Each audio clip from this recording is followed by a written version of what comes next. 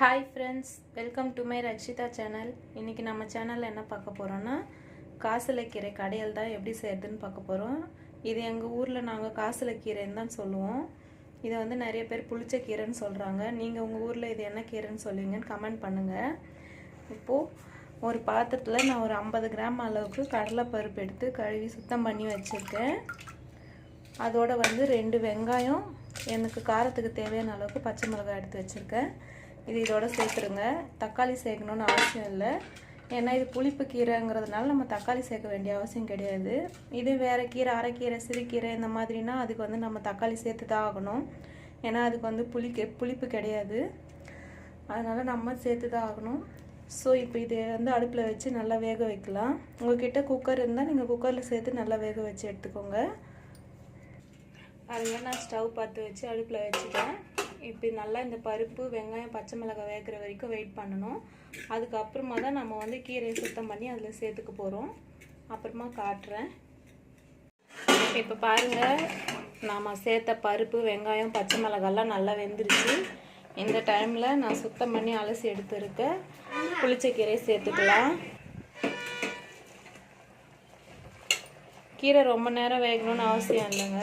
நல்ல முத்தன கீரையாக இருந்தால் கொஞ்சம் நேரம் வேகணும், ஒரு 10 நிமிஷம். இளங்கீரையாக இருந்தால் 5 நிமிஷம் வெந்தால் போதும்.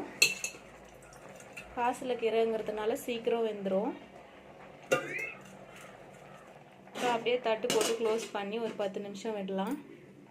இப்போ பாருங்கள், கீரை நல்லா வெந்துக்கிட்டு இருக்குது. இந்த டைமில் வந்து நம்ம மஞ்சள் பொடி சேர்த்துக்கலாம். மஞ்சள் பொடி சேர்க்கறது எதுக்காகனா, ஒருவேளை அந்த இலையில பூச்சி இலை ஏதாச்சும் நம்ம தெரியாமல் போட்டுட்டு இருந்தோம்னா நம்மளுக்கு வந்து லூஸ் மோஷன் ஆக வாய்ப்பு இருக்குது. அது இந்த மஞ்சள் பொடி சேர்க்கறதுனால அதெல்லாம் எதுவும் ஆகாது. போட்டு நல்லா மிக்ஸ் பண்ணி விடுங்க. ஒரு 5 நிமிஷம் வெந்துடுச்சு கீரை, இன்னொரு 5 நிமிஷம் வேகட்டும். பாருங்கள், 10 நிமிஷமாக கீரை நல்லா வெந்துடுச்சு. இப்போ நம்ம இதை எடுத்து கடைஞ்சிக்கலாம்.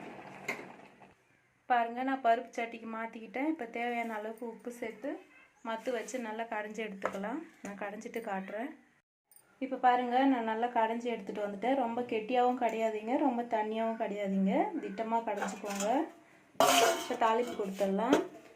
நான் ஒரு பேன் வச்சு எண்ணெய் சேர்த்துருக்கேன். தேவையான அளவுக்கு எண்ணெய் கொஞ்சம் அதிகமாகவே சேர்த்துக்கோங்க, அப்போ தான் இந்த கீரைக்கு ரொம்ப டேஸ்ட் கொடுக்கும். அப்புறம் நான் இது வந்து வடகம் எடுத்துருக்கேன். தாளிப்பு வடகம் தான் இது, எங்கள் வீட்டில் செய்கிறது. நீங்கள் வந்து வடகம் சேர்க்க பிடிக்காதவங்க 4 பூண்டு தோலோட தட்டி சேர்த்து தாளிச்சிக்கோங்க, சூப்பராக இருக்கும். எண்ணெய் காஞ்சிடுச்சு, நான் வடகம் சேர்த்துக்கிறேன். இந்த வடகம் சேர்த்து தாளிக்கும் போது வாசமாக இருக்கும். ஒரு முறை ட்ரை பண்ணி பாருங்கள். வடகம் நல்லா கருத்துடுச்சு. இந்த டைமில் நம்ம தாளிச்சிக்கலாம்.